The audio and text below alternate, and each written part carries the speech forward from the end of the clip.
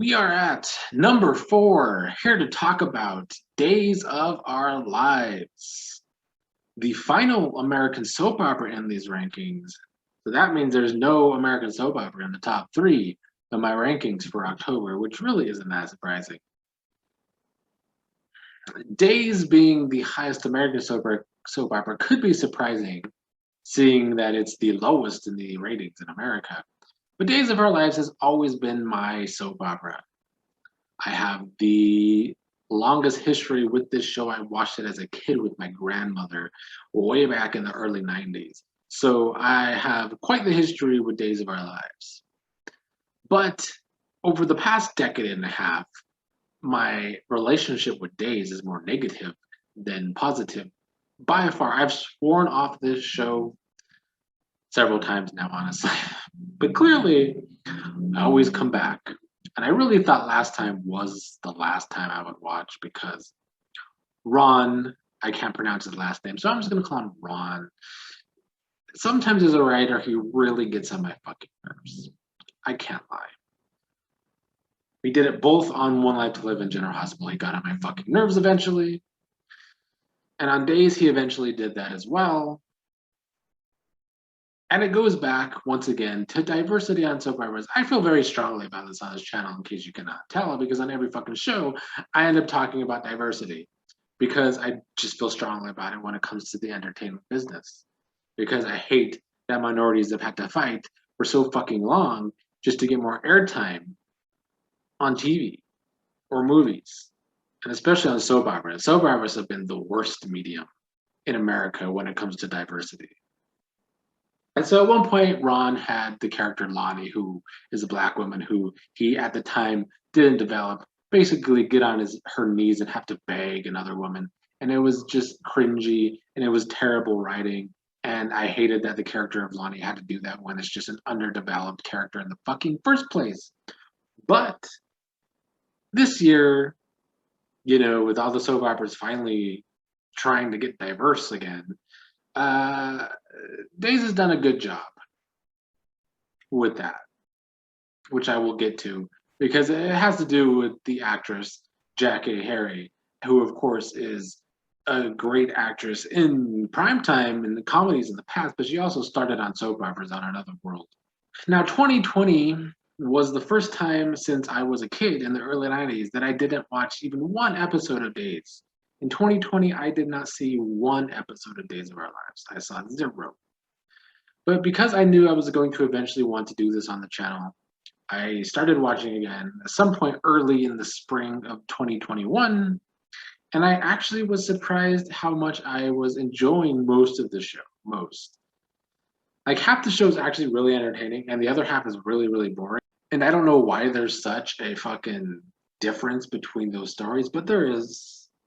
There is. But the thing that I think makes Days on a day-to-day basis be better than the rest of the American soap operas for me so far in 2021 as a whole have been the script writers. Because on a daily basis, Days to me is just more consistently entertaining than the other 3 American soap operas. Bold and the Beautiful in October was very entertaining, but that's not always the case. But with Days, I would say since I've started watching again sometime in March to September, Days was definitely consistently entertaining on a day-to-day basis, even with some of the storylines that drag. Now, for me, if I was doing this in September, I actually think Days would be higher on my list at number 4. In October, it maybe should be lower on my list at number 4. But because as a whole, I've enjoyed Days much more than the other 3 American soap operas this year, I decided to put Days still at number 4, although it's barely hanging on because of the possession storyline. A redo of Marlena possessed by the devil. I don't know how I feel about it. That's clearly the main story. And see, the first possession was in the 90s when I was a kid, and that's when I was watching with my grandmother, and it used to scare the fuck out of me. And I've never really gone back and watched and enjoyed the storyline because I think as a kid, I have PTSD from that story. It actually scared me as a kid. So I've never been fond of that story. I have gone back and watched some of it, and that time period for me, it doesn't hold up.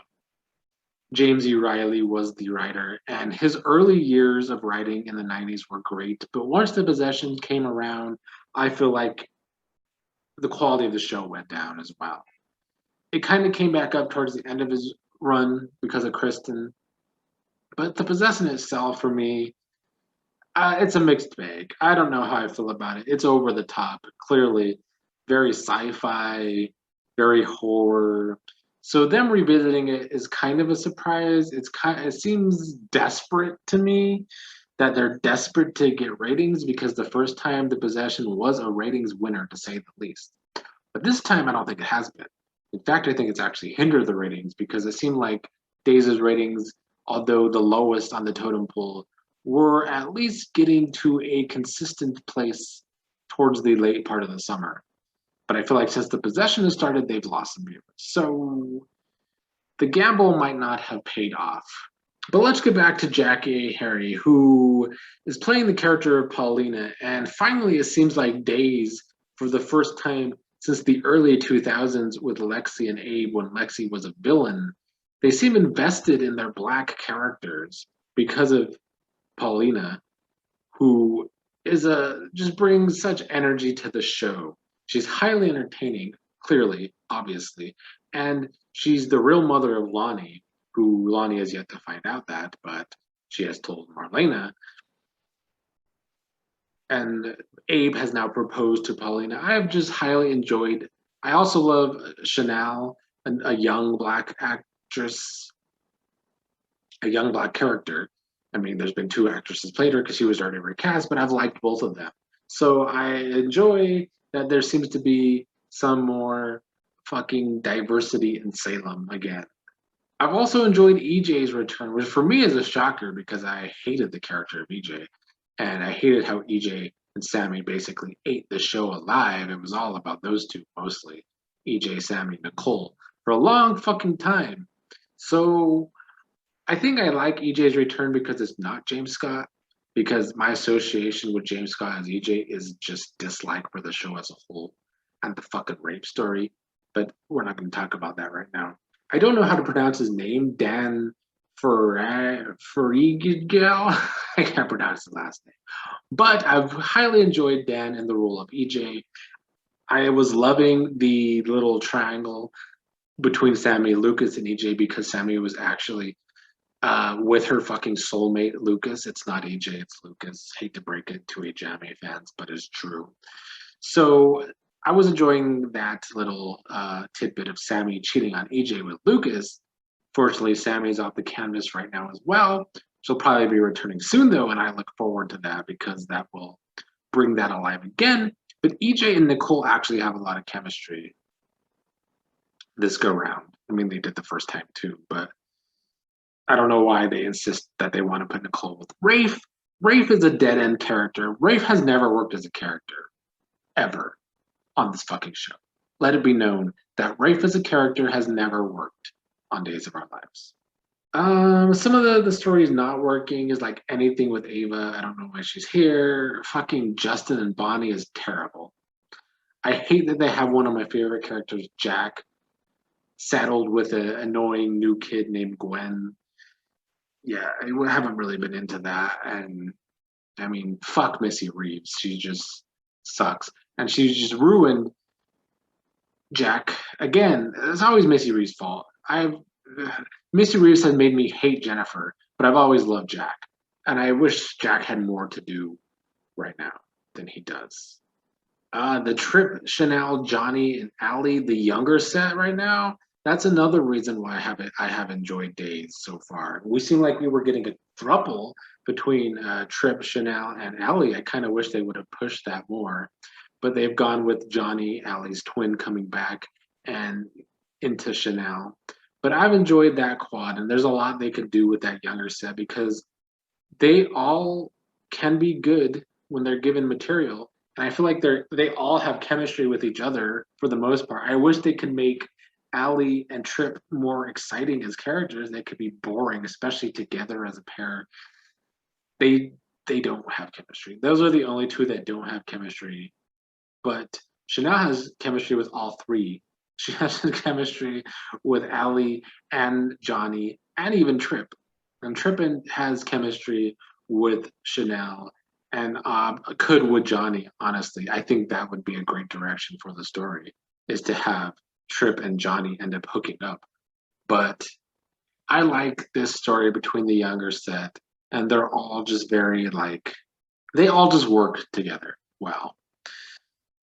So yeah, from March to September, Days was highly entertaining to me, and then we had Beyond Salem, which I thought was great. That's the best thing an American soap opera has put out in fucking 2 decades, probably. So yeah, they need to bring Will, Sunny, and Leo on fucking the normal show and just write for them. You could bring the gay stories to the daytime. It can happen now, okay? Lastly, I'll touch upon Philip, Chloe, Brady. That's not working, unfortunately. When they were younger, this was a great triangle. It doesn't hit anymore, unfortunately. I don't think it's working. Philip and Chloe don't have the chemistry they used to have. JKJ and Nadia Bajorlin. I suck with names, sorry. And then we had Christian return towards the end of the month with Brady. That's the thing. Yeah. So yeah, their story's not working. I hate Gabby and Jake. That's terrible. And yeah, the possession's driving the show right now. And like I said, I don't know how I feel about it. I still put Days at number four for now, just because I have enjoyed it so much over the year in general. But I hope the possession storyline ends in November. I don't want it to go past that. It's already too wacky for me. And I can do wacky, but I don't know. As much as I have mixed feelings on the original Possession story, when James E. Riley was writing Days, Days was a vibe. Like Days had its own fucking vibe. That era just has its own vibe because of James E. Riley. This, it's just super campy, it's super raw, and it's not terrible. I found it entertaining, but yeah, I don't know if it's a lot. It's just a lot. And now we have Marlena about to raise people from the dead.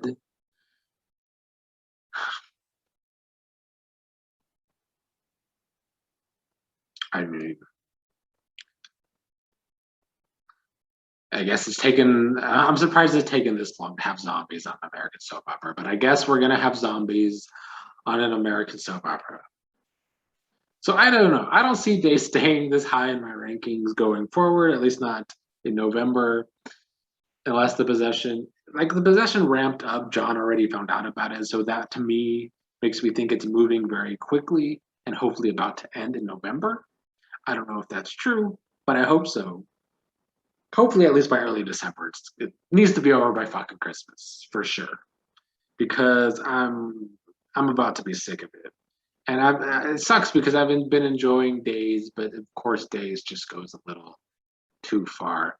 One thing I didn't touch upon in my notes here is that Abe got shot, and we got to see James Reynolds' 40th anniversary episode, the longest running Black character on soaps, 40 years. Tony also, that character has been on for 40 years as well. I just think it's awesome that characters could be on a show for 4 fucking decades. And that's one of the reasons I actually love soap operas, because they could be on for so goddamn long. And they have such a rich history as characters because of that. You could get flashbacks from 40 fucking years ago. It's great. But I loved that they gave that shout out episode to James Reynolds as Abe. Unfortunately, we couldn't get Lexi back for real in the flashback or the little him in heaven thing. But yeah, the character of Lexi was great when she was a villain. But yeah, I guess that's where I stand with everything. Hopefully, Sammy will return sooner rather than later to make me enjoy the show as much as I was because that was the first time I have enjoyed Sammy in a very long time, was this last run of hers this year. But that's all for me for now for number 4, Days of Our Lives. Can it stay this high with the possession storyline being so out there? I guess we'll find out.